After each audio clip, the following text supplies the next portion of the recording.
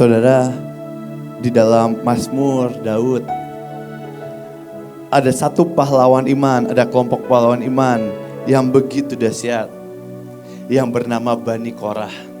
Dan di Bani Korah lah disebut ayat deep calls unto deep. Di Bani Korah lah dikatakan seperti rusa yang merindukan Tuhan, seperti rusa yang merindukan air, demikian jiwaku merindukanmu. Tapi saudara, sejujurnya Bani Korah dicap dengan Bani, suku yang bukan Bani yang hebat. Pendahulunya memberontak di hadapan Tuhan dan bumi harus terbuka dan Bani Korah harus dimakan habis. Tapi yang hebat, di zaman Daud, Bani Korah disebut sebagai penjaga pintu gerbang. Tapi saudara, kalau dalam terjemahan aslinya, Bani Korah bukan cuma penjaga pintu gerbang yang kita pikir seperti Asher yang duduk di belakang di dekat bait Allah, di pintu gerbang bait Allah, menyambut tamu dan sebagainya. Tapi sejujurnya dalam terjemahan aslinya, saya pernah waktu kapan baca satu artikel, dalam terjemahan aslinya Bani Korah adalah penjaga pintu gerbang dari hadirat Tuhan. Dan saudara, sejujurnya Bahtera, Mahanaim, Pilar, kita adalah orang-orang yang menjaga pintu gerbang hadirat Tuhan atas bangsa ini, atas Indonesia. Itu yang dulu bertahun-tahun dilakukan oleh Engkong. Itu yang dulu bertahun-tahun dilakukan oleh Pak Yusak. Setiap malam bersujud di hadapan Tuhan, jam demi jam, hari demi hari, hanya demi menjaga hadirat Tuhan atas bangsa ini. Dan hari ini kita berkata, Tuhan, kitalah pewaris perjanjian. Kita berkata, Tuhan, akulah orang yang melanjutkan visi dari pendahulu kami. Hani saudara, mari kita menjaga pintu gerbang hadirat Tuhan atas bangsa ini. Tapi kalau saya boleh bilang, sebelum kita menjaga, mengundang hadirat Tuhan atas bangsa ini, marilah kita mengundang hadirat Tuhan atas tempat ini. Hal yang paling simpel. Satu kali waktu saya kemarin lagi doa di kamar saya datang ke Tuhan, saya doa, saya bilang, Tuhan, apa yang aku harus sampaikan? Besok aku bakal khotbah di mana, apa yang aku harus sampaikan, apa yang hamba-Mu harus sampaikan. Waktu saya doa berapa menit, Tuhan datang, terus Tuhan bilang gini, Nak, kenapa kamu hanya datang kepadaku waktu kamu ada tugas? Kenapa kamu hanya datang kepadaku waktu kamu harus berkhotbah? Dan hari itu saya bilang, Tuhan, aku tahu, aku udah kehilangan haus dan lapar.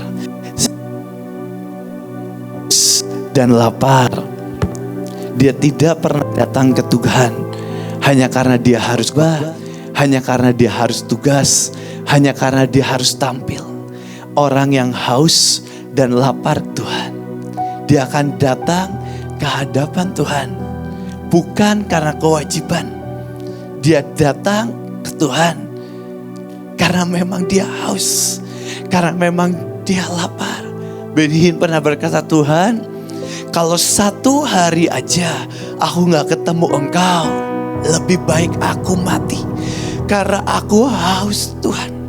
Hari ini Bahtera, Mahanaim, bukankah kita kelompok yang haus dan lapar di hadapan Tuhan?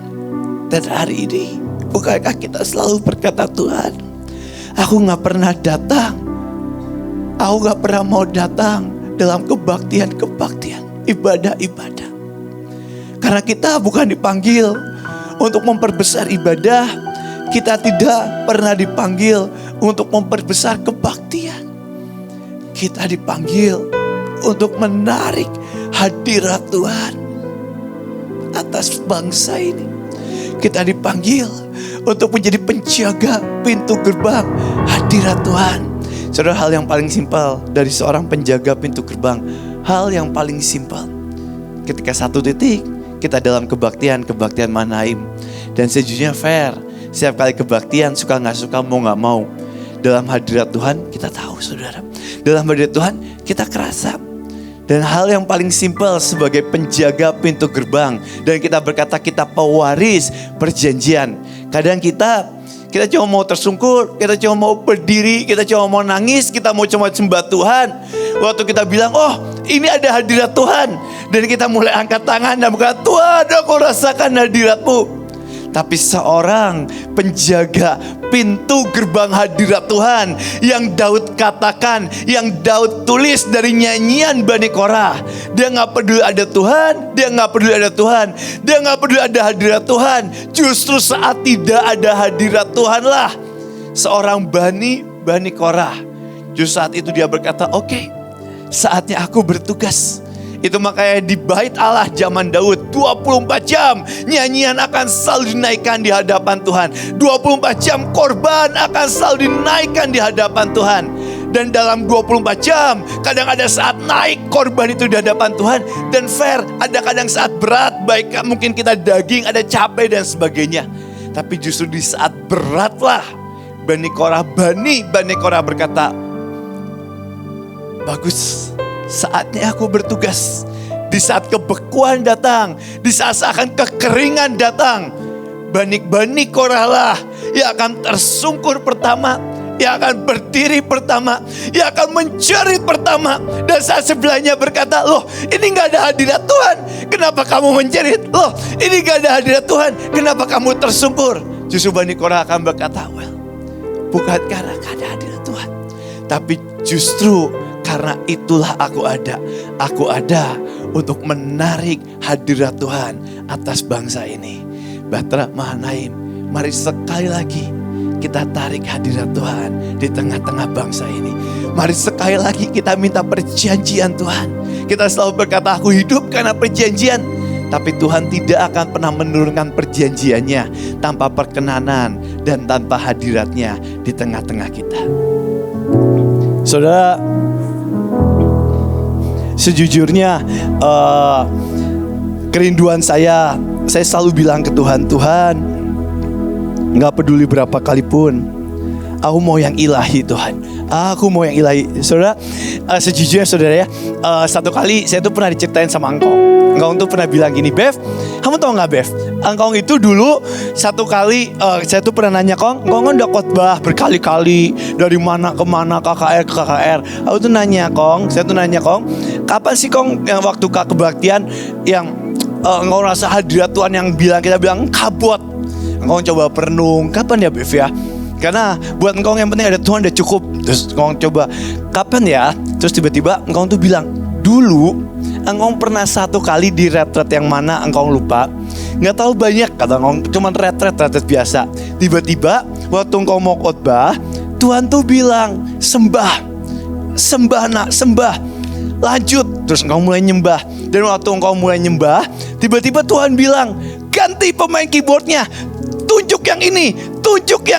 Terus Engkong bilang hari itu, Bev, hari itu waktu Engkong disuruh tunjuk, Engkong tuh bahkan gak kenal sama orangnya. Engkong bahkan gak tahu dia bisa main keyboard atau enggak. Tapi waktu Engkong tunjuk sini, ini ganti. Dan hari itu waktu saya mama juga, Engkong tuh bilang, tapi hari itu hadirat Tuhan kuat banget. Sampai Engkong bilang, waktu itu Engkong sampai bilang, kalau yang mau jatuh, silakan jatuh ke kursi masing-masing, jangan maju ke depan. Engkong sampai ngomong kayak gitu, karena semua orang maju ke depan tanpa disuruh. Dan Engkong mungkin males repot atau apa, Engkong bilang tolong jatuh di kursi masing-masing aja, jangan maju ke depan. Ini gak ada catcher, Engkong bilang, karena semuanya mau nikmatin hadirat Tuhan. Dan hari itu waktu saya dengar, saya bilang, Tuhan, gak peduli berapa kali pun kita coba, aku mau yang lebih dahsyat dari itu. Aku mau yang ilahi. Saudara, satu kali Elisa datang ke raja sebelum Elisa diangkat Tuhan, sebelum Elisa pulang. Hari itu Elisa tahu Elisa akan pulang. Dan Elisa ketemu satu raja. Dan raja itu, Elisa datang dan Elisa bilang kepada raja itu, ambil anak panah dan panahkanlah itu ke arah timur. Dan raja itu buka jendela dan dia panahin ke arah timur. Plus dipanahin ke arah timur. Tiba-tiba Elisa itu bilang ke raja itu, ambil panah lagi, pukulkan ke tanah. Dan hari itu raja itu cuma pukulin ke tanah 3 kali. Dan itu sangat menggusarkan hati Elisa. Dan Elisa sangat gusar, Elisa sangat ketakutan, Elisa menjerit dan berkata, kenapa kamu cuma pukulnya itu 3 kali? Karena kamu cuma pukul itu 3 kali, maka engkau cuma akan menang 3 kali. Hai ini saudara, seakan anak panah itu diberikan ke tangan kita. Dan bukankah kita batra? Kita gak peduli kita akan pukul 10 kali, 100 kali, 1000 kali. Gak peduli kita harus capek, gak peduli tangan kita pegel, gak peduli orang ngetawain kita, gak peduli orang bilang, Bev ini apaan? Yang kita tahu saat anak panah di tangan kita, berapapun harganya, kita akan keep on knocking. Kita akan ketuk terus sampai yang ilahi dicurahkan di tengah-tengah kita. Sampai lawatan terbesar dicurahkan di tengah-tengah kita. Saudara, sedikit pengumuman. Kalau jadi sesuai kehendak dan rencana Tuhan, nanti 22 Januari saya akan merit, saudara. Saya akan merit. Ya, sama Vanessa di sini ya. Sama Vanessa. Vanessa boleh berdiri ya. Ya, sama Vanessa di sini ya. Oke, thank you. Nanti jadi 22 Januari, saudara. Di sini, di Mahanaim. Jadi apa? Ya, tadi latihan ya. Di Mahanaim. Di Mahanaim. Saudara, tapi nanti sejujurnya waktu 22 Januari itu, waktu kemarin doa Bu Nani itu dapat Bev. Nanti 22 Januari itu temanya menyambut kedatangan Tuhan. Menyambut kedatangan Tuhan. Dan saudara, saya berdoa bukan tentang meritnya, tapi mempersiapkan hati kita menyambut Tuhan datang yang kedua kali di tengah-tengah kita. Amin. Saudara, ya itu sih nanti. Saudara, mari kita buka firman Tuhan aja ya. Kita buka di Kejadian 16. Kejadian 16 menyambut kedatangan Tuhan. Kejadian 16. Enggak ada PowerPoint, langsung aja. Waktu saya doa, Tuhan, Tuhan, di akhir zaman ini apa sih yang harus disiapkan dan sebagainya. Terus Tuhan tuh bilang, nak, ada 2 senjata setan yang setan coba panahkan dan setan coba hancurkan.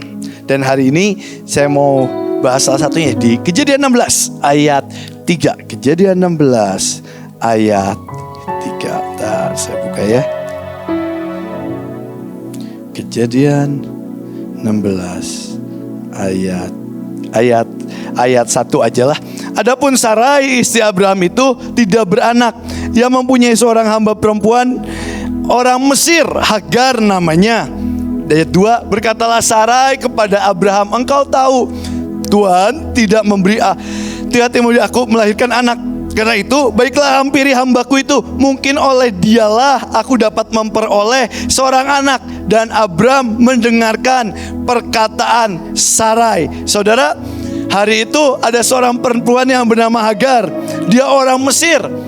Orang yang bahkan tidak terlihat, tidak dipandang, orang yang jauh. Tapi karena anugerah dari Tuhan, dan karena pengaturan Tuhan, hari itu Tuhan mengangkat Hagar. Diturunkanlah blessing dan perjanjian Tuhan atas hidup Hagar. Saudara, kadang kita sama Tuhan seperti itu. Saudara, saya waktu tanyain sama Mami, Bev, merit temanya apa? Gitu. Terus aku bilang, yang pertama pewaris perjanjian, karena hidupku karena perjanjian. Yang kedua, hidup karena anugerah. Karena saya selalu bilang, Tuhan, hidupku itu cuma karena anugerah. Aku gak akan pernah bisa, aku gak akan pernah mampu. Berkali-kali dari segi apapun, aku cuma anugerah. Sejujurnya saya selalu bilang, Tuhan, dalam hidupku kelemahan demi kelemahan terlalu banyak. Baik kelemahan yang biasa sampai kelemahan yang konyol. Dan kadang kelemahan-kelemahan tersebut, saat orang berkata, Bev, kamu lemah di sini, kelemah sini, Tapi justru Tuhan berkata, dalam kelemahanmu lah kuasa Tuhan sempurna, kuasa Tuhan nyata. Saudara, kemarin saya baru tadi rencananya baru dari Papua. Sebenarnya waktu di Papua itu pas saya ke Papua, Papa juga ke Papua, cuman beda tempat. Saya ke Sorong, Papa ke mana lah saya lupa. Dan waktu sama-sama Papua itu di chat keluarga, di grup tuh dibilang, Bev, kita ini di Papua ini harus melatih iman. Kenapa, Pak? Terus kita ngobrol, Papa tunjukin, iya kita ke Papua itu harus melatih iman. Saudara, ternyata saya baru sadar, saya dan keluarga saya, Papa, AL, kita bertiga itu takut sama yang namanya cicak, saudara. Cicak, hewan kecil yang menyebalkan. Sebenarnya bukan takut sih, karena mukanya jelek aja, jadi saya nggak berani menyentuh. Dan saudara, waktu cicak itu tuh, waktu saya ke Papua, saya tunjukin fotonya, saya nggak ngerti kenapa cicak Papua tuh gede-gede, saudara. Wah, gede, bukan toke, cicak gede-gede. Dan kalau malam itu ngumpulnya banyak banget. Dan waktu itu saya pernah pelayanan sama Sasa, kita ke Ambon, sama juga ketemu cicak. Dan waktu ketemu cicak, kita sama Sasa, kita tengking dalam nama Tuhan Yesus. Tengking dalam nama Tuhan Yesus. Dan tapi itu cukup melatih iman, saudara. Cukup melatih iman. Waktu itu saya pernah pelayanan ke Kalimantan. Pas saya pelayanan, pendetanya welcome saya datang. Kita sore-sore datang jam 4, pendetanya bukain kamar, pendeta bilang, Bev, ini Pak Bevis, ini kamar khusus kita siapin, udah kita bersihin buat pendeta kalau istirahat di sini. Saya tidur dulu sebentar di sana. Siang-siang nggak ada apa-apa, semua nyaman, anugerah Tuhan, hadirat Tuhan enak banget. Habis beres KKR, saya pulang, saya kaget, saudara. Pas malam itu di kamar pendetanya yang saya mau tidur, cicak yang ngumpul banyak banget. Saya bilang, Tuhan, jauhkan cawan ini daripada aku. Aku nggak sanggup, Tuhan, kalau tidur dengan cicak gitu. Saudara, saya bilang, Tuhan, gimana? Saudara, kadangnya waktu kita pergi pelayanan, apalagi ke pedalaman, kita punya banyak kelemahan. Mungkin takut sama ini. Kemarin kalau Tante Lani susah mandi air kotor. Kalau saya nggak masalah mandi air kotor, bau dikit biarinlah, paling gatel-gatel gitu. Saya nggak tahu masalah. Tapi saya lebih takut sama cicak. Kalau Tante Lani nggak masalah sama cicak, ada cicak ditangkap. Kalau saya takut. Nah, tiap orang kita punya kelemahan sendiri-sendiri, saudara. Tapi waktu Tuhan suruh itu, Tuhan yang akan memperlengkapinya. Kadang sejujurnya waktu kita masih takut, Tuhan sadar kok. Dan Tuhan juga kadang satu titik Tuhan gak menuntut kita harus menang, itu ada step by step. Dan hari itu waktu saya ketakutan, saya bilang, aduh Tuhan, ini gimana tidur melewati malam ini? Aku gak bisa melewati malam ini. Terus tiba-tiba ada satu orang datang. Satu orang bilang ke Pak Pendetanya, Pak Pendeta, saya udah bookingin hotel buat Bevis di dekat sini. Biar Bevis tidur di hotel aja, biar bisa istirahat. Waktu saya lihat itu, saya bilang, wah, seperti saya lihat seperti malaikat. Dia membawa berkat Tuhan. Terus tapi Pak Pendetanya hari itu tetap ngotot, oh jangan, ini udah disiapin. Dalam hati saya, ayolah biar saya tidur di hotel aja. Ini cicak terlalu banyak. Ngotot-ngototan, tapi saya diam. Saya mau ikut ngotot sekali, tapi gak enak dan sebagainya. Tapi akhirnya anugerah Tuhan tercurah. Pak Pendetanya ngalah. Dan pendetanya ngalah, pendeta bilang, oh ya udah, Bevis biar tidur di hotel aja. Dan puji Tuhan, saya bisa tidur di hotel. Tapi saudara, waktu awal saya pertama setelah cicak ya jadinya. Waktu awal hari itu tuh pas di rumah saya takut sama cicak. Engkong tuh lihat, terus engkong tuh bilang gini, Bev, kamu tuh cowok, jangan takut sama cicak. Saya bilang dalam hati, apa hubungannya cowok sama takut sama cicak ya? Saya percaya saya nggak ada hubungannya. Terus engkong bilang, nanti engkong bakal tangkep. Terus engkong bakal kasih ke Bevis, kamu harus pegang biar kamu berani. Saya bilang, Kong, janganlah Kong lah, kasihani, takut Kong. Tapi engkong itu bilang, engkong tangkap dan engkong mau kasih. Saya bilang, Kong, jangan Kong, jangan. Dah, pokoknya biar kamu berani. Akhirnya saudara, waktu kita terpepet, gak ada pertolongan lain selain kita berdoa ke Tuhan, saudara. Saya berdoa ke Tuhan. Engkau bilang, dah, engkau tungguin, kau akan lihat atap-atap kau ada cicak di rumah. Engkau tungguin sampai malam, tidak ada cicak sama sekali. Saya bilang, Kong, itulah pembelaan Tuhan. Dan sejujurnya saudara, Sampai engkong pulang gak ketemu cicak saudara. Gak ketemu cicak, malah ketemunya tikus saudara. Saudara sejujurnya ya saudara, engkong itu kalau sama tikus sama hewan jagoan, saya belum mewarisi yang itu. Dulu kalau di rumah saudara, engkong itu paling anti sama tikus. Sama cicak mah gak tahu, sama tikus engkong anti banget. Kenapa? Karena kalau ada tikus, emak tuh suka ngomel. Karena emak itu nyimpen makanan itu banyak banget. Itu kalau nyimpen makanan kadang sampai sama saudara datang suka diomelin sama Maim, sama siapa suka dibilangin, Kiat ini tuh kamu itu tinggal di kota, kamu tuh gak tinggal di hutan. Jadi kamu bisa makanan tuh cukup seadanya. Tapi kalau emak itu kalau nyimpen makanan itu bisa 1 bulan, 2 bulan, 3 bulan. Wah, tumpukan makanan. Dan kadang karena terlalu banyak, jadi akhirnya karena apalagi kita juga suka dikasih orang, ditumpuk terus. Dan kadang kalau ditumpuk itu makanan jadi kadaluarsa saudara. Dan kalau makanan kadaluarsa itu, emak itu gak pernah mau ngeluarin yang baru. Emak itu selalu ngeluarin yang lama dulu, harus dihabisin dulu. Ini kadang bahkan Tante Lani lu lihat, kadang makanan itu udah sampai expired saudara. Engkong tuh udah bilang, yang udah keluarin yang baru, kita udah berkat Tuhan. Jangan, sayang, keluarin yang lama aja. Yang lama dulu harus dihabisin. Saudara, waktu itu bahkan ya kita makan roti, itu sama Tante Lani kita makan roti, itu bahkan roti udah sampai jamuran saudara. Roti udah sampai jamuran, itu engkong tuh nggak tahu engkong suami yang baik ya saudara. Engkong itu akhirnya apa yang engkong lakukan? Engkong putilin jamurnya, dipotokin satu-satu, ditaruh microwave. Lalu dia bilang, Kong udah nggak usah dimakan. Engkong bilang, jangan Bev, kalau kita nggak makan ini nanti yang enaknya kita nggak dikasih. Makanya kita harus makan dulu ini. Terus engkong gigit saudara, engkong gigit. Sejujurnya waktu engkong gigit saya jadi nggak tega saudara. Udah Kong, aku aja yang makan Kong. Terus saya makan dikit-dikit gitu ya. Paling mentok mencret dikit, tapi yang nggak apa-apa. Habis itu baru makan. Tapi yang bikin keselnya saudara, waktu kita makan kayak gitu, yang barunya dimakan sama tikus. Karena yang barunya taruh di gudang. Dan itu ngeselin banget. Termasuk saya juga nggak rela. Saya makan yang jamuran, tikusnya makan yang baru. Kurang ajar banget. Dan akhirnya mungkin karena saya juga emosi, engkong juga ngelihatnya emosi juga. Kenapa aku makan jamuran? Jadi setiap kali ada tikus, engkong bakal bunuh saudara. Dan engkong tuh hebat. Kalau ada tikus, itu tikus datang ya saudara, tikus datang, itu langsung ditangkap pakai tangan, pap, tangkap, itu buntutnya diangkat, dibanting-banting ini, pak, sampai mati saudara. Sampai mati, bener-bener sampai mati. Dan kadang waktu dibantingin kayak gitu saudara, sejujurnya saya juga nggak tega, tapi mati. Dan satu titik karena engkong udah mulai tua, refleksnya udah nggak secepat dulu. Ada tikus, tikusnya keburu masuk ke dalam sofa, tikusnya masuk dalam meja, udah mulai ini. Akhirnya apa? Engkongnya udah ada tua gitu. Akhirnya kita bilang di rumah sama Tante Lani, waktu sama Kak Selvi kita bilang sama AL, udah Kong, engkong nggak usah ini tangkap tikusnya, kita aja. Kita pakai sapu, semua pakai peralatan lengkap. Waktu itu kita bahkan pakai sepatu boot biar nggak ini. Kita pakai peralatan. Terus kamu bilang, Bev, tikusnya itu di kursi ini loh, tikusnya di situ loh ya. Siap.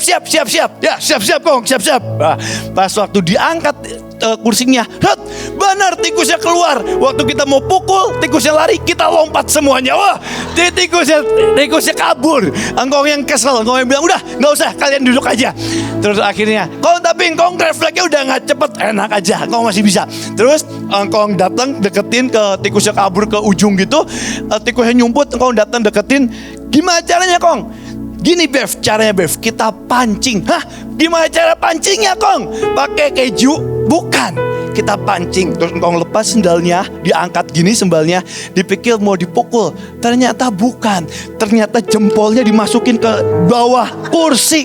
Saya bilang, Kong itu ngapain masukin jempolnya ke bawah kursi? Mancing tikusnya Bev. Dipancing tikusnya. Terus pas tikusnya dipancing kayak gitu, tiba-tiba digigit kakinya. Aku udah bilang, Kong, engkong itu kalau misalnya nggak cepet diangkat, digigit Kong. Cuman tikus doang. Terus digigit.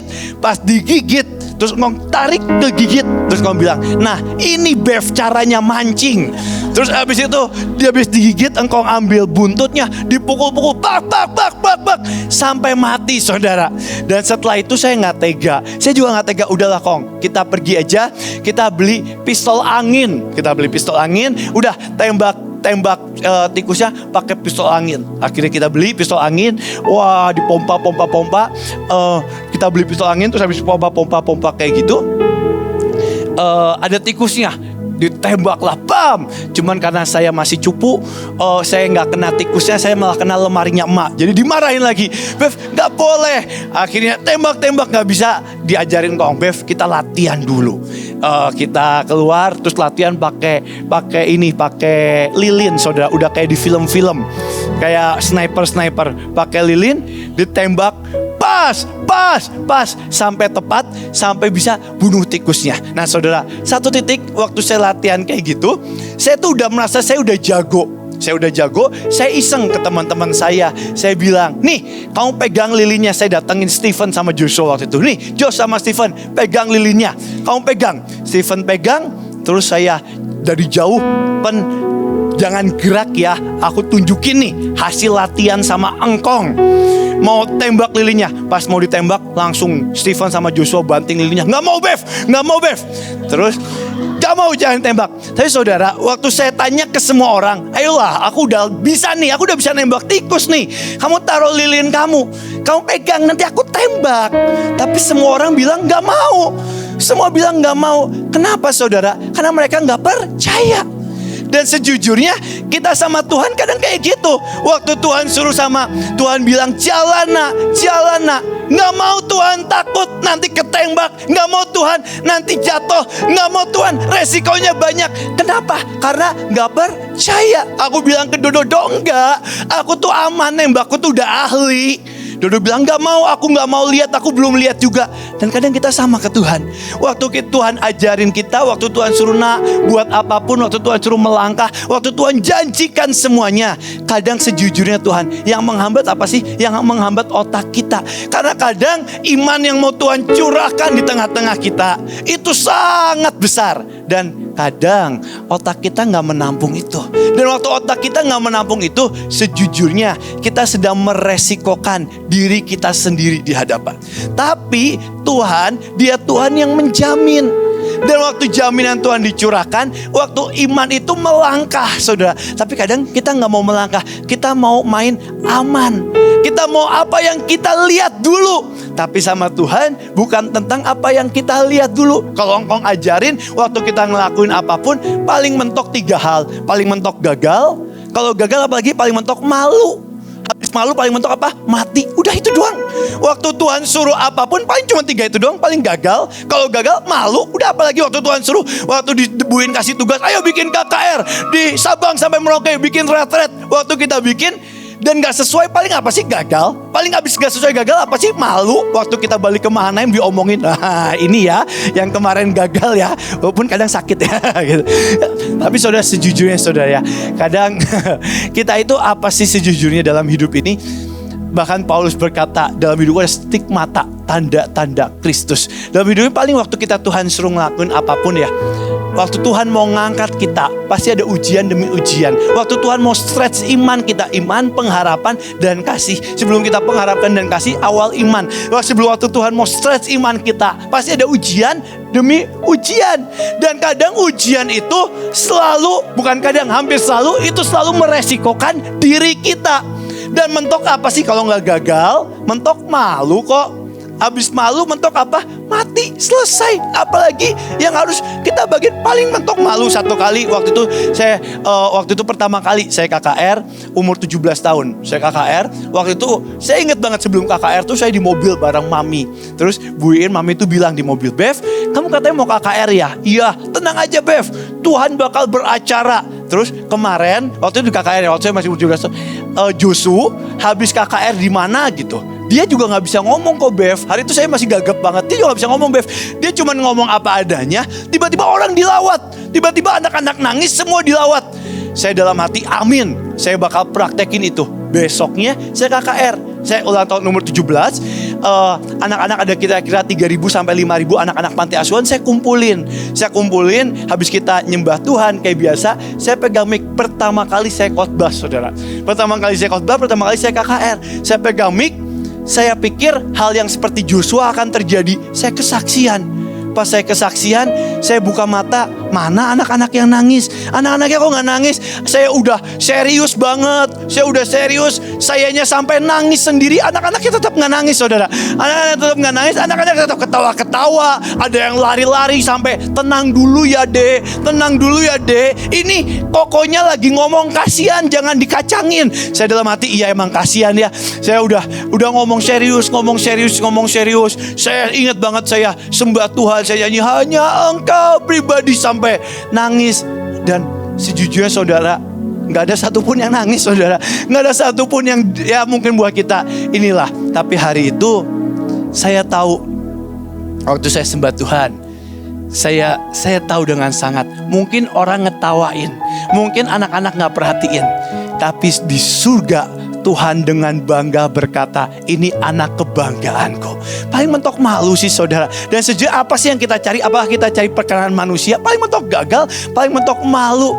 Tapi kita sedang mencari perkenanan Tuhan lebih dari apapun. Dan saudara bayangin, dari 3.000 sampai 5.000 anak yang datang, beres KKR, saya udah malu banget. Dan saya malu, saya tunduk kepala. Cita-cita saya cuma satu, ayo cepetan pulang. Udah, itu kalau kita malu pingin pulang. Tapi kalau gak malu di KKR pede gitu ya. Kalau kita gak malu di KKR pede, kalau malu cepetan pulang. Oh, saudara-saudara saya, Joshua Stephen menguatkan saya. Bev, gak apa-apa Bev, tadi waktu kamu kesaksian tetap hadiratnya beda kok. Dalam hati walaupun beda kok, saya gak lihat ya gitu. Tapi gak apa-apa. Tapi saudara, dari 3.000, 5.000 anak ya, tiba-tiba waktu saya mau pulang, ada satu anak datang bilang gini, kok saya mau dibaptis, saya mau minta Alkitab, saya mau percaya Tuhan. Saya kesaksian dia persis kayak kok. Saya bilang, dan Tuhan tuh bilang banget dalam hati, Bev, gak peduli berapa ribu anak, demi satu anak, satu jiwa dimenangkan, kerajaan Tuhan bersuka, saudara. Kadang kita itu terlalu terfokus dengan jiwa-jiwa. Kadang kita fokus berapa jiwa, 1.000 jiwa, 2.000 jiwa, 3.000 jiwa. Dan kalau kita gak nyampe itu, kita gagal. Padahal engkau selalu ngajarin, jangan pernah lihat hasil. Engkau selalu bilang, Bev, engkau itu bahkan gak peduli, depan satu orang pun engkau akan khotbah dan sampaikan pesan Tuhan. Karena kita tidak pernah dipanggil untuk melihat hasil. Kita dipanggil untuk melakukan pekerjaan Bapa di surga. Hari saudara, waktu tugas apapun, tugas besar kita semangat, tapi waktu tugas kecil pun, bisakah kita semangat? Nah, kita balik ke ayat ya. Kita belum buka ayat ya tadi ya. Ini yang bahaya, saudara. Ini yang sangat bahaya waktu pengangkatan Tuhan terjadi seperti Hagar. Sejujurnya kita itu seperti Hagar. Kita bukan siapa-siapa, tiba-tiba Tuhan angkat. Kita dari pejina, pemarah, orang yang gak ada masa depan, orang yang kotor, orang yang hina. Tapi Tuhan angkat. Dan waktu Tuhan ditanyain, kenapa sih Tuhan angkat kamu? Kita gak tahu jawabannya. Yang kita tahu, Tuhan itu cuma anugerah yang darimu. Pengangkatan anugerah itu cuma anugerah darimu. Dan hari itu Hagar juga sama. Hagar pun gak ngerti. Firman Tuhan berkata, orang Ibrani gak boleh nikah dengan bangsa lain. Dan Hagar tahu peraturan Tuhan. Dan Hagar juga gak ngerti. Itu semua karena pengaturan dari Tuhan. Tiba-tiba tangan Tuhan mengangkat Hagar tinggi dan sangat dahsyat. Tapi saya lanjut ya, baca ayatnya ya. Berkatalah Sarai kepada Abraham, engkau tahu, ayat 2, tidak memberi aku, Tuhan tidak memberikan lahirkan anak. Karena itu baiklah hampiri hambaku itu, mungkin oleh dialah aku dapat memperoleh seorang anak. Dan Abraham mendengarkan perkataan Sarai. Dikatakan, jadi Sarai istri Abraham itu mengambil Hagar, hambanya orang Mesir itu, yakni ketika Abraham telah 10 tahun tinggal di tanah Kanaan. Lalu memberikannya kepada Abraham, suaminya, untuk menjadi istrinya. Dan detik itulah perjanjian Tuhan, blessing Allah Abraham, Allah Ishak, Allah Yakub, blessing Tuhan dicurahkan atas hidup Hagar. Detik itulah pengangkatan dari Tuhan turun atas Hagar. Tapi ceritanya gak selesai di situ. Nah, Abraham menghampiri Hagar lalu mengandunglah perempuan itu. Ketika Hagar tahu bahwa ia mengandung, nah ini yang terjadi dan ini yang bahaya saudara. Maka ia memandang rendah akan nyonyanya itu. Saudara, kadang waktu kita diangkat Tuhan tinggi, tanpa kita sadarin, sikap hati kita mulai berubah. Dan itu yang sangat berbahaya. Di awal kita dikasih pelayanan apapun, kita lakukan dengan air mata. Tapi hari ini setelah Tuhan angkat dari mimbar ke mimbar, lawatan ke lawatan, kita dikasih ini, Bev urus konsel, urus apa cuma 2-3 jiwa. Kita memandang rendah dan berkata, gak layak Tuhan buat aku. Saudara, sikap hati itu berbahaya loh. Saudara, sikap hati itu, kesombongan itu kadang gak perlu terucap. Kita cuma perlu memandang rendah aja. Dan setan klaim. Dan itu selesai. Itu yang terjadi dengan Hagar. Hari ini kalau saya boleh bilang, kita mengikut Tuhan apalagi di Bahtera tahun demi tahun. Awal kita cuma jemaat biasa. Waktu KKR Bahtera kita lihat para hamba Tuhan. Hari ini siapapun dari kita, Tuhan udah angkat. Tuhan udah kasih lawatan demi lawatan. Tuhan udah kasih urapan demi urapan. Tapi di tengah urapan yang Tuhan kasih, sikap hati kita mulai berubah. Cara pandang kita mulai berubah. Saat kita sembah Tuhan dan seakan gak terjadi apapun, kita langsung pandang rendah. Saat kita dikasih pelayanan yang seakan hina, kita langsung anggap rendah. Saat kita dipercayain apapun yang gak besar, saat kita lihat orang lain dipakai Tuhan dan mulai diangkat, kita mulai pandang rendah. Dan hari ini saudara, di akhir zaman, hati-hati. Tuhan akan mengangkat kita lebih dan lebih dahsyat lagi dari ini. Ini baru awal. Ini baru awal. Apa yang Tuhan curahkan ke Bahtera ini baru awal. Ini belum apa-apanya. Dan Tuhan mempersiapkan perjanjian yang lebih dahsyat lagi. Tapi kalau kita nggak jaga hati ini, jaga motivasi dan sikap hati ini, itu akan menghentikan destiny dan lawatan atas Hagar selesai. Dan cerita Tuhan tidak berlanjut lagi atas hidupnya.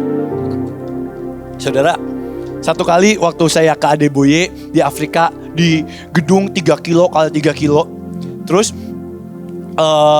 Tuhan tuh hari itu tuh ada orang yang bilang ke Pastor Adeboye, Pastor, saudara kemarin waktu saya ikut yang di Mahanaim 12 jam, sejujurnya itu dahsyat banget dari bawah sampai atas full. Dan Tuhan dahsyat banget. Tapi saudara, kalau saya boleh bilang, saya itu saksi mata. Saya pergi ke KKR-nya Adeboye. Dan di KKR Adeboye itu nanti saudara boleh tanya Josu, tanya Pak Kasan waktu kita jauh bareng. Waktu KKR Adeboye itu KKR, itu mulai jam 3, jam 4 sore. Itu baru beres jam 2 sampai jam 3 pagi saudara. Lebih sangar dari kita kemarin. Kadang kalau kita kemarin saudara ya, jujur ya, ini jujur ngomong fair ya. Waktu saya ke Pastor Adeboye itu kebaktian ngantuk banget. Dan jujur, setiap kita, saya, Sasa, Josu dan setiap kita, itu kita semua punya foto aib. Kita pasti di kebaktian, pasti semua tidur. Nggak tahu pas kapan, pasti ada yang ketiduran. Dan semua pasti di foto, cekrek. Tapi yang anehnya saudara, itu kebaktian nggak kayak Mahanaim. Wah, ke arah atasnya perang bahasa roba. Nggak kayak gitu. Amin, amin, amin. Itu bahkan ya saudara sejujurnya, itu jam 3, kita berangkat jam 2, nyampe jam 3-an, itu baru beres jam 2 pagi, jam 3 pagi. Besoknya lanjut lagi KKR, beres jam 2 pagi. Dan itu jujur ya, kalau saya boleh bilang maafkan, tapi menurut saya itu bosenin banget. Bahtera ini jauh lebih gak bosenin. Tapi saudara ya, yang saya sampai sekarang bingung, jujur bingung. Itu waktu saya KKR sana, waktu saya lihat itu Adeboye saking itu dia pas dia doa di tengah pagi nih, tengah malam mau menjelang pagi jam 12 malam, jam ngantuknya dia bilang gini, inilah jam malam ini seperti Yesus berdoa, kita akan berdoa. Saudara tahu apa yang dilakukan? Dia berdiri ke mimbar, dia suruh pemain musiknya berhenti semuanya, dia taruh mic-nya, dia tersungkur. Dia abein kebaktian itu 3 kilo kali 3 kilo, 3 juta orang dia abein. Dia tersungkur terus dia doa sendiri. Dan yang anehnya Dia doa itu selama 45 menit sampai 1 jam. Gak ada musik, gak ada sound system, gak ada orang yang megang mic. Dia taruh mic-nya. Saya pikir wah pas doa ini seperti Bahtera ada bahasa roh. Dia pikir seperti Bahtera ada deklarasi. Dia pikir seperti kita ada yang teriak-teriak. Enggak, saudara, boro-boro teriak. Lagu pun gak ada yang ngiringin. Semua taruh mic-nya, semua tersungkur doa. Dan yang aneh itu semuanya doa loh saudara. Itu yang aneh ya. Saya jalan, saya ke WC mau pipis. Saya jalan lagi doa karena ini kok ngapainnya doa. Terus saya kan bengong. Saya mau pipis. Aneh saudara, saya mau pipis. Itu asir-asir yang jaga di WC aja. Jaga di WC loh saudara, jaga di WC. Dia tersungkur di depan pintu WC. Dia gak lepasin tugasnya. Dia tersungkur di depan pintu WC. Saya jalan aja misi. Karena dia lagi tersungkur, lagi doa selama 1 jam. Hari ini kita bahta udah kiaratose. Kadang saya jalan ke belakang kalau lagi gak pelayanan. Pada tidur dalam hadirat Tuhan. Saudara, kadang saya bingung saudara sejujurnya. Kita kurang apa? Kita udah kurang teriak, kita kurang apa? Kadang banyak yang tidur dalam hadirat Tuhan. Salah gak? Enggak, Singkong juga bilang, udah kalau kamu ngantuk tidur dalam hadirat Tuhan. Tapi saudara yang saya bingung ya, itu saya saksi mata 3 juta orang. Selama 1 jam, dari jam 12 malam sampai jam 1 pagi. Itu ngantuknya minta ampun. Gak ada sound. Ada sound aja masih ngantuk. Karena lagunya lagu-lagu himne. Tapi ini gak ada musik. Semua 3 juta orang bisa tersungkur. Dan semua bahasa roh kayak gitu. Dan saya dalam hati saya bilang, Tuhan, pantas Engkau melawat bangsa ini. Betapa mereka sepakat merindukan Tuhan. Hari ini Bahtera Mahanaim kita bilang kita merindukan Tuhan. Hari ini bisakah sekali aja kita sepakat. Gak peduli ada sound, gak peduli gak ada sound. Gak peduli musiknya lagi enak, gak enak. Bisakah kita benar-benar sepakat gak peduli apapun keadaan. Kita tersyukur dan kita minta Tuhan lawatlah bangsa ini. Dan saudara yang lebih gila ya saudara ya. Waktu saya ke sana itu dia pertama kan bangun gedung 500. Habis itu 1 kilo kali 1 kilo. Dan hari ini 3 kilo kali 3 kilo udah jadi gedungnya. Saya lihat ujungnya sampai ujungnya aja gak nyampe saudara. Waktu 1 kilo sampai 1 kilo dia bilang gedung ini udah gak muat. Dan waktu dia bilang gedung ini udah gak muat, dia ke 3 kilo kali 3 kilo dia bilang gedung yang 1 kilo ini jadikan kita kebaktian anak-anak sekolah minggu. Saya dalam hati, ini gimana caranya ngatur 1 juta anak? Itu ngatur orang dewasa aja udah pusing. Ini 1 juta anak kali 1 juta anak. Dan saudara jujur aja ya waktu kita ke sana, makanya kita tumbangin tangan sama Adeboye. Adeboye sampai bilang loh, dan timnya sampai bilang, kita datengin sama istrinya juga sampai, bahkan istri sampai ngasih kita uang saudara. Dan yang aneh, kita dari berbagai negara, ada yang dari Eropa, semua datang, Eropa, Inggris, Amerika, semua datang. Dan dia saking kayanya, itu sampai dia punya hotel pribadi yang khusus cuma dipakai buat KKR, buat nyambut tamu dari luar negeri. Dan yang aneh, saya sampai sekarang nggak ngerti, itu semua tamunya itu nggak ada yang dikasih uang saudara. Cuman kita doang dari Indonesia, dari Bahtera dikasih uang. Sama istri Adeboye sampai dipanggil dikasih uang. Habis dikasih uang, kita dipanggil sama Adeboye-nya. Yang lainnya gak ada yang ditumpangin tangan. Kita doang ditumpangin tangan. Saudara kenapa? Karena mereka bilang negara selanjutnya yang akan dilawat oleh Tuhan adalah Indonesia. Dan kita orang-orang yang akan menggelar karpet merah menyambut Tuhan datang yang kedua kali. Mereka sampai bilang, tolong ini buku. Mereka sampai beliin kita buku rohani. Mereka bilang gini, tolong pelajarin api yang akan Tuhan curahkan di Indonesia jauh lebih besar daripada yang Tuhan curahkan di bangsa ini.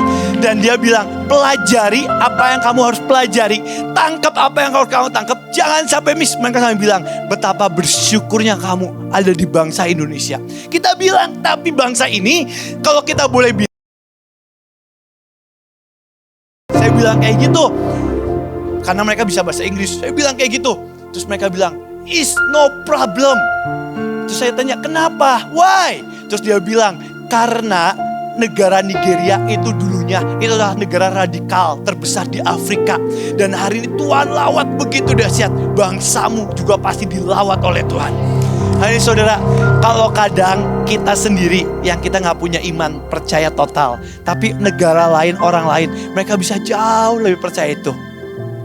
Gimana saudara? Dan saudara, yang lebih aneh lagi waktu saya ke sana, Adeboye itu bilang, waktu dia jadi gedung 3 kilo kali 3 kilo, 3 juta orang. Adeboye itu, orang itu bilang ke Adeboye, Pastor Adeboye, kamu udah sampai ya destiny yang Tuhan tetapkan. Kamu udah sampai destiny yang Tuhan taruh dalam hidupmu. Terus saudara tahu Adeboye bilang apa? Di khotbah nanti saudara boleh lihat di YouTube juga ada. Dia bilang, I love, aku ketawa. Dia ketawa. Terus dia bilang gini, aku udah nyampe karena ada gedung 3 kilo kali 3 kilo. Terus dia bilang, I love, aku ketawa, aku udah nyampe. Dia bilang gini, aku bahkan belum memulai untuk melangkah. Terus Adeboye bilang ke orang yang nanya, kapan aku baru mulai untuk melangkah? Waktu aku punya gedung sebesar ibu kota dari Nigeria. Itu baru aku memulai untuk melangkah. Hari ini saudara, Tuhan dah angkat bahtera sangat dahsyat. Tapi ini belum apa-apanya. Kita bahkan belum memulai apapun. Ini baru langkah step awal. Kalau Adeboye bilang itu baru baby step. Ini baru langkah kecil. Kapan kita memulai melangkah? Waktu seluruh bangsa ini percaya akan Yesus Kristus. Dan setiap jalan penyembahan akan Yesus dinaikkan. Itu baru kita akan memulai. Kapan kita memulai? Waktu miliaran jiwa diselamatkan. Itu baru kita akan memulai. Dari mimpi Tuhan yang besar atas bangsa ini. Tapi saudara, ini yang terjadi atas Hagar. Tuhan, kalau saya boleh bilang, Tuhan bahkan belum memulai apapun. Tuhan baru mulai angkat kecil. Tapi waktu Tuhan baru mulai angkat kecil aja, dia berkata seperti ini, maka ia memandang rendah akan nyonyanya itu. Saudara, Tuhan baru ngangkat kita. Apakah Tuhan ngangkat kita udah sampai akhir destiny? Belum. Tuhan bahkan belum mengangkat kita. Tujuannya masih sangat tinggi, masih sangat besar yang akan Tuhan angkat. Tapi waktu Tuhan angkat sedikit aja, kita udah mulai sombong. Dan kita udah mulai memandang rendah akan apapun. Dan apapun yang ilahi, sekecil apapun kita mulai pandang rendah. Dan karena pandangan rendah itu, perjalanan Hagar selesai. Bam! Hatinya berubah menjadi sombong. Hari ini, waktu coba cek sih saudara hati, saudara masing-masing. Yang tahu siapa sih? Yang tahu cuma Tuhan kok. Dan saudara. Dan bahkan kita pun gak sadar kalau kita gak diingetin. Dan saya bersyukur. Saudara, saksian terakhir ya, habis itu saya selesai. Saudara, satu kali saya tuh bersyukur banget. Saya tuh ditampar, istilahnya kalau saya boleh saya tampar. Waktu itu, saya itu hari ini Tuhan bawa saya dari pulau ke pulau, dari tempat ke tempat, dari KKR ke KKR. Dan sejujurnya itu anugerah Tuhan yang sangat dahsyat atas hidup saya. Tapi saudara, konyolnya saya ya, saya dari yang bukan siapa-siapa. Saya dari orang yang paling hina, yang gak pernah, dulu tuh saya gak pernah dipandang. Saya mau ngomong fair ya, dulu itu, apalagi waktu dulu di Holy Stadium masih awal, itu kalau tiba-tiba HT bilang, ayo junior deklarasi, ayo junior apa? Saya tuh orang terakhir yang akan disuruh deklarasi. Bahkan mungkin mic pun nyentuh saya tuh najis, saudara, jangan. Saya orang terakhir, masih banyak saudara-saudara saya yang lebih. Ada Stephen, ada Joshua, hari itu saya orang terakhir. Dan saya itu tanpa saya sadarin, tiba-tiba Tuhan angkat. Saya dibawa dari lawatan ke lawatan, pulau ke pulau, mimbar ke mimbar. Tapi konyolnya saudara, saya gak sadar itu. Saya pikir karena kekuatan saya lah Tuhan membuat saya, bukan karena Tuhan kayak pikir karena kekuatan saya. Dan saya pikir itu hal yang wajar, padahal itu bukan hal yang wajar. Itu cuma anugerah Tuhan. Dan saudara, konyolnya satu titik, tiba-tiba waktu itu KKR di Semarang. Saya ingat banget KKR di Semarang. Waktu itu saya lupa KKR apa, KKR di Semarang. Saya tuh dibilangin sama Buin sama apa, bilangin, Bev nanti altar call ya. Saya udah biasa, saya pikir gampang, altar call. Jahatnya saya altar call, saya beli mimbar, saya kesaksian, saya altar call seperti biasa nyanyi seperti Rusa Rindu, lagu klasik ya. Saya kan kayak gitu, saya nyanyi seperti Rusa Rindu, saya altar call. Semua orang maju, penuh. Orang maju, orang dilawat, orang nangis, orang dilawat Tuhan. Dan anehnya hari itu, saya panggil saudara saya, yuk semua junior maju ke depan. Habis saya panggil saudara saya kasih mic ke saudara saya. Saya kasih mic, doa. Dan waktu saudara saya doa, ada saudara saya yang doa itu menurut saya gak sesuai dengan kemauan saya. Menurut saya, ini lagi suasana gini gak boleh doa kayak gitu. Saudara, jijinya saya ya, menjijikan saya. Hari itu saya marah. Saya bisa turun, saya taruh mic dan saya turun. Saya yang dulu bukan siapa-siapa, Tuhan angkat. Dan saya mulai memandang rendah, bukan memandang rendah. Itu hari itu kalau saya bilang ya, kalau saya jadi Tuhan, mungkin saya udah digampar malaikat, saya udah mati, dimakan lalat, dimakan ulet. Tapi untungnya Tuhan bukan saya, Tuhan yang baik. Dan saudara, waktu saya tidur di kamar hotel saya, waktu saya tidur, tiba-tiba saya mimpi. Saya itu dulu waktu engkong saya meninggal, saya itu suka dengar banget banyak orang bilang, Bev, aku didatengin engkong. Salah satunya Coach Iren, cukup pernah cerita, Bev, Coach Iren datengin engkong, Tuhan bilang ini, Tuhan bilang ini, Tuhan bilang ini. Dan selalu habis gitu ditanyain saya, Bev, engkong bilang apa ke kamu? Dan itu kadang mengesalkan hati saya. Karena saya gak ketemu. Saya tuh bingung, Tuhan, kenapa yang lain ditemuin saya gak ketemu? Saya mau minimal lewat mimpi juga saya mau. Saya tuh tahu apa yang terjadi pas engkong dikubur, udah beres. Saya bilang ke semua, saya bilang, udah aku gak mau pelayanan dulu, aku gak mau kemana-mana dulu. Aku mau pengasingan di apartemen. Pengasingan sampai engkong temuin. Kalau engkau gak temuin, aku gak mau keluar dari apartemen. Saudara, saya masuk pengasingan. Saya pengasingan 1 hari, 2 hari, 3 hari, 4 hari, 5 hari. Saya tuh, konyolnya saya ya, Tuhan tuh datang. Hadirat Tuhan ada. Saya masih bilang gitu, Tuhan, aku gak mau ketemu engkau. Aku mau ditemuin engkong. Mimpi apa? Jahatnya saya. Saudara, saya pengasingan. Dan anehnya saudara, saya udah pengasingan seminggu, 2 minggu, 3 minggu, 1 bulan. Engkau gak muncul-muncul saudara. Akhirnya saya capek, saya bosan, saya keluar dari apartemen. Dan saya melakukan hal-hal seperti biasa saudara. Sampai bertahun-tahun saya gak ketemu. Dan anehnya, tiba-tiba waktu beres KKR itu, saya mimpi ketemu engkong. Dan saya ingat banget di mimpi itu, tiba-tiba engkau muncul. Dan waktu engkau muncul, saya langsung nangis, saya langsung lari. Saya langsung bilang ke engkong, Bevis hari ini udah dipakai Tuhan. Saya bilang, Kong hari ini Bevis udah punya youth, udah berdiri lawatan ke lawatan. Bevis lanjutin pelayanan engkong. Saya peluk engkong. Tapi saudara, hari itu, tiba-tiba engkong tunjuk saya di mimpi. Terus engkong cuma bilang 2 kata, kamu sombong. Terus engkong hilang, boom. Itu sedih banget saya. Sampai hari ini saya minta ke Tuhan temuin lagi. Tapi kalau enggak ya udah gak apa-apa. Dan kalau orang nanya, Bev, engkong ngomongin kamu apa? Cuman 2 kata, kamu sombong. Udah itu dong, gak ada lagi. Terus hari itu di kamar hotel saya nangis. Saya bilang, Tuhan ampuni aku yang sombong. Aku bilang aku terima warisan, aku cuman budak, aku cuman hamba. Tapi waktu engkau angkat, hatiku berubah. Hari ini saudara, waktu Tuhan angkat kita, Tuhan masih punya rencana yang jauh atas Bahtera. Tapi waktu Tuhan angkat Bahtera, dan kita ini Bahtera, waktu Tuhan angkat, saudara pasti ikut keangkat kok. Dan bohong kalau setelah bertahun-tahun saudara gak diangkat, saudara diangkat kok. Tapi waktu saudara diangkat, yang saya mau nanya, apakah cara pandang kita ke hal yang ilahi itu mulai berubah? Karena ketika itu mulai berubah, selagi ada waktu, mari balik ke hadapan Tuhan. Ayat terakhir, habis itu kita selesai ya saudara ya. Ayat terakhir, Kejadian 16 ayat 8. Malaikat Tuhan masih ingetin lagi. Katanya Hagar, hamba Sarai. Tuh masih diingetin Hagar, hamba Sarai. Kamu itu cuma hamba. Tuhan datang ke kita dan berkata, Bevis, budak Hineni. Tuhan datang ke kita dan berkata, kamu tuh cuma budak. Hebatnya Tuhan tuh masih kasih kesempatan untuk ingetin kita. Dan katakan sini, dan Tuhan masih nanya, dari mana kamu? Ingatkan diriku, dari mana aku diambil. Saudara, hebatnya engkong ya saudara ya. Pak Yusak ya, beliau mau diangkat Tuhan setinggi apapun, dia akan selalu berkata, aku cuman budak. Aku cuma budak. Kadang bedanya kita sama engkong, kita diangkat gak setinggi engkong aja, mungkin baru sedikit aja. Sombongnya kita udah sampai ke langit ke-7. Engkau boleh diangkat sampai apapun dia bilang. Orang boleh bilang Pak Yusak tuh sahabat yang dikasih ya. Pak Yusak tuh Tuhan sayang banget loh, di surga levelnya tinggi. Pak Yusak bilang, aku cuman hamba. Kadang kita lupa dan tanyain dari mana pergimu. Dan ditanyakan, aku lari meninggalkan Sarai nyonyaku. Saudara, ayat ke-7 sebelumnya dikatakan, lalu malaikat Tuhan menjumpainya dekat suatu mata air di padang gurun, yakni dekat mata air dari jalan ke Syur. Arti kata Syur adalah tembok, the wall. Saudara, kenapa sih disebut Syur, tembok? Kesombongan hanya akan membuat kita tabrakin ke tembok, dan satu kapanpun kita akan terbentur dan kekuatan kita akan kalah.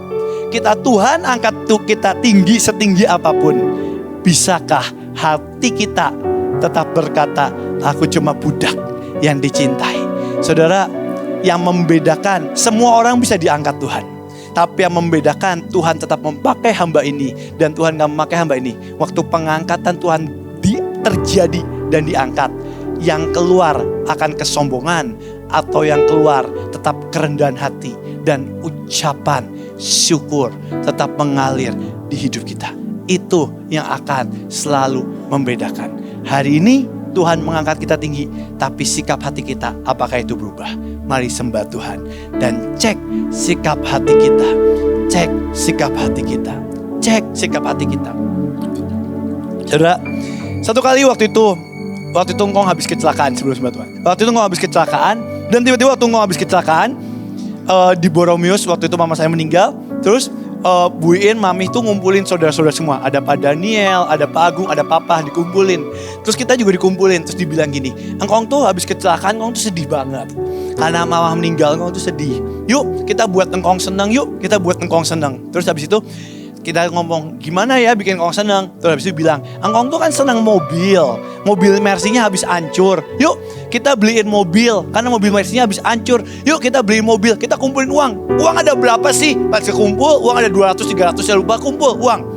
Terus datanglah kita ke engkau dengan muka bangga. Kita kumpul, terus engkau di ranjang rumah sakit, dia bilang, Pak, habis cerita-cerita engkau lagi seneng. Kita bilang, Pak, kita anak-anak mau ngasih Papa hadiah. Kita mau beliin Papa mobil. Kita tahu Papa suka mobil. Kita udah kumpul uang. Papa mau beli mobil apa? Waktu itu kita pikir mau beli galon, karena engkau suka ngebut. Pak, apa kita mau beli mobil galon? Ini uangnya cukup. Dan di ranjang rumah sakit engkau tunjuk kita. Terus engkau bilang, nih, aku ini cuma jongos. Jangan pernah kasih aku mobil apapun. Aku cuma jongos. Kalau Tuanku mau aku naik becak, Tuanku mau aku naik angkot, Tuanku mau aku naik motor, Tuanku mau aku jalan kaki, jongos akan melakukan apa yang Tuannya mau.